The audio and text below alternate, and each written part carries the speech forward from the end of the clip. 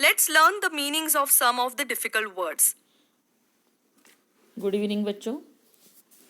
बच्चों ये जो वीडियो है इसमें आपको मार्जिन के कुछ क्वेश्चंस फिर से नज़र आएंगे। तो इसके पहले जो मैंने वीडियो आपको भेजा था वो प्लस ये ऐसे इन दोनों वीडियोस के आंसर्स के आपके पास चॉइस रहेंगे।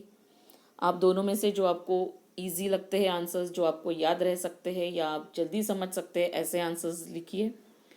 तीसरा ऑप्शन आपके खुद के भी आंसर्स रहेंगे। पहले इस वीडियो में आप लोगों को जो कुछ 2-3 मीनिंग्स दिए हैं पेज नंबर 82 पे, उसके मीनिंग्स बताए गए हैं। इंग्लिश टू इंग्लिश है इसमें, मैं उसको हिंदी में भी आपको ट्रांसलेट करके बता रही हूँ। और अगर आपको याद होगा तो जो नए शब्द आप सीखते हो या समझते हो या जिनके अर्थ जानते हो उन्हें आप अपने सेंटेंसेस में भी ढाल सकते हो, ठीक है। और अगर ऐसा करते हो तो वो वर्ड्स जो है वो आपके लिए नए नहीं रहेंगे, आप बहुत अच्छे से उन वर्ड्स का इस्तेमाल अपने डे टू डे लाइफ में कर सकेंगे। और लैंग्वेज यही होती है बच्चों की, जितना आप यूज़ करेंगे उतना ही आपको और ज़्यादा वो लैंग्वेज में इजी फील होगा, ठीक है। अब हम लोग देखते हैं उन वर्ड्स के मीनिंग। तो फर्स्ट वर्ड यहाँ पे बताया गया है Was taken aback. To be shocked or surprised. ठीक Stamp. है। टू बी शॉक और सरप्राइज वॉज टेकन अबैक का मीनिंग होता है यानी हक्का बक्का रहना या अचंभे में डालना या स्तब्ध हो जाना। तो सिंपल सेंटेंस में आप इसका वाक्य में प्रयोग कर सकते हैं कैसे, the small boy was taken aback when he saw a snake, है ना।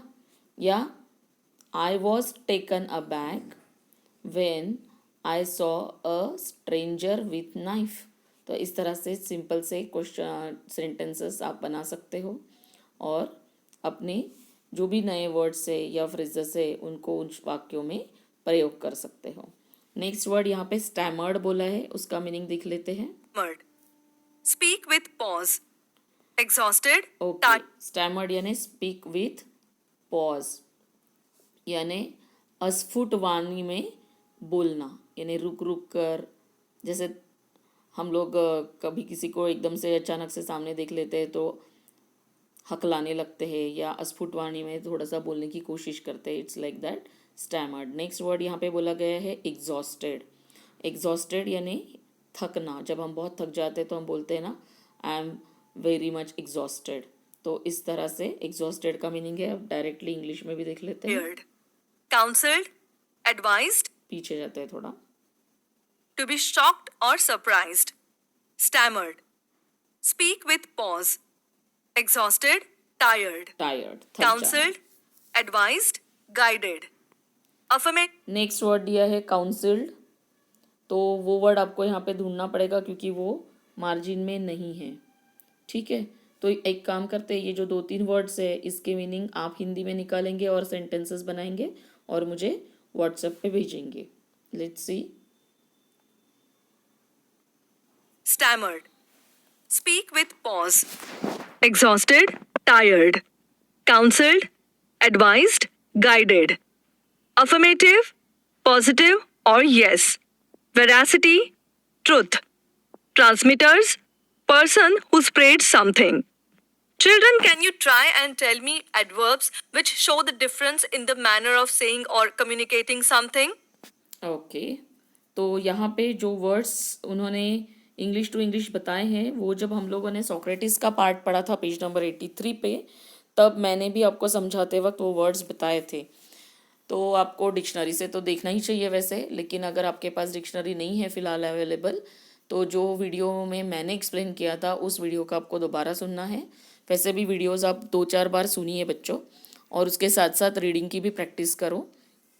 तो उस वीडियो को जब आप सुनोगे तो आपको वो वर्ड्स के मीनिंग पता चलेंगे जो यहाँ पे डायरेक्टली इंग्लिश में बोले हैं। अब जो नेक्स्ट क्वेश्चन है वो एडवर्ब्स के बारे में है। मेरे ख्याल से ये जो एडवर्ब्स है वो भी हम लोगों ने चिट चैट एक्टिविटी में लिए थे। तो फर्स्ट जो वीडियो है इस लेसन का उसमें ये सब मैंने एक्सप्लेन किया था आपको। अब यहाँ पे डायरेक्टली इंग्लिश टू इंग्लिश सुनने की कोशिश कीजिए जिससे आपको भी अंडरस्टैंडिंग होता है कि नहीं ये समझ में आता है। थोड़ा बैक जाएंगे क्योंकि इन्होंने पहले स्टार्ट किया था इस क्वेश्चन को। हाँ, Person who spread something.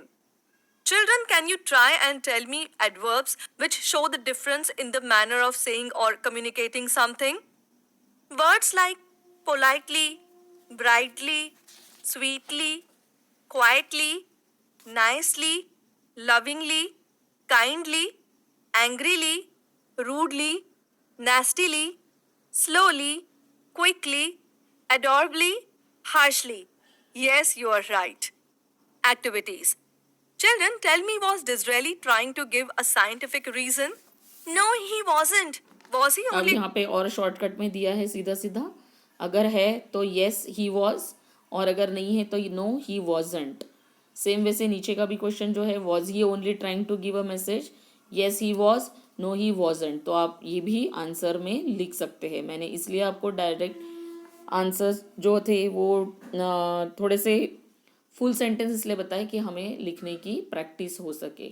Shortcut में आपको समझने के लिए ओके, लेकिन लिखने के वक्त आप फुल आंसर लिखेंगे. तो यहाँ पे आंसर्स जो है वो समझ लीजिए. मैंने आपको सारे क्वेश्चन समझाए हैं, तो बेटर है कि यहाँ पे आप डायरेक्टली इंग्लिश टू इंग्लिश समझने की कोशिश कीजिए. जहाँ पे मुझे लगता है कि आपको थोड़ा एक्सप्लेन करने की ज़रूरत है, वहाँ पे मैं ज़रूर पॉज करती हूँ इस वीडियो को, और फिर आप हिंदी में उसे समझने की कोशिश करें, या फिर जहाँ तक हो सके इंग्लिश टू इंग्लिश समझना आसान है बच्चों. ये वीडियो भी बहुत आसानी से, मतलब बहुत सिंपल लैंग्वेज में दिखाए गए हैं, लेकिन हम डर जाते हैं कि बाप रे ये इंग्लिश टू इंग्लिश है, हम नहीं कर पाएंगे. तो कोशिश कीजिए इसे ध्यान से सुनने की और करने की, जिससे आपको इंग्लिश में भी कुछ चीज़ें समझ में आ जाए, जिससे आप लिखने में आसानी मिलेगी. trying to give a message in a light-hearted but effective way? He tried to give a message in a light-hearted but effective way. Can anyone explain biologically why man's ears and mouth have developed the way they are now? Man's ears have developed to register any sound in the surrounding, and therefore they are always open. His mouth is developed to suit the activity of eating, drinking, and speaking. Other animals only give calls. They do not speak. Do you remember someone speaking to you angrily without thinking? And what did you do on that occasion? Did you also speak angrily? Yes, ma'am. One day one of my friends had misunderstanding about certain issue and he spoke angrily with me without thinking. But I was calm on that occasion because I know my friend and I tried to clear his misunderstanding. And we were friends again. Good, Rahul. Now let's discuss what can you do to control anger. Ma'am, we can be quiet on such occasions. We should try not to speak without thinking. We should count up to 10 before speaking. We should move on from the place itself. We should stop thinking about the matter which makes us angry. Well said. Tell me, have you ever passed on an empty remark or vain statement that might hurt someone else? What can you do to avoid doing it again? Yes, ma'am. Sometimes it happens with every one of us, as we sometimes talk without thinking. So we should also avoid talking without thinking and never say useless things. Okay, यहाँ पे पूरे answers complete किए हुए हैं. 83 page पे भी जो question था वो भी आंसर दिया गया है. अब यहाँ पे कुछ आंसर्स थोड़े लेंदी है, थोड़े लंबे हैं, तो अगर आपको लगता है तो वो लिखिए, या फिर मैंने जो बताए हैं वो लिखिए. तो यहाँ पे हमारे मार्जिन के क्वेश्चंस और चिट चैट एक्टिविटी और explanation of the lesson completed. And now in the next video you will see English workshop. So good night for today.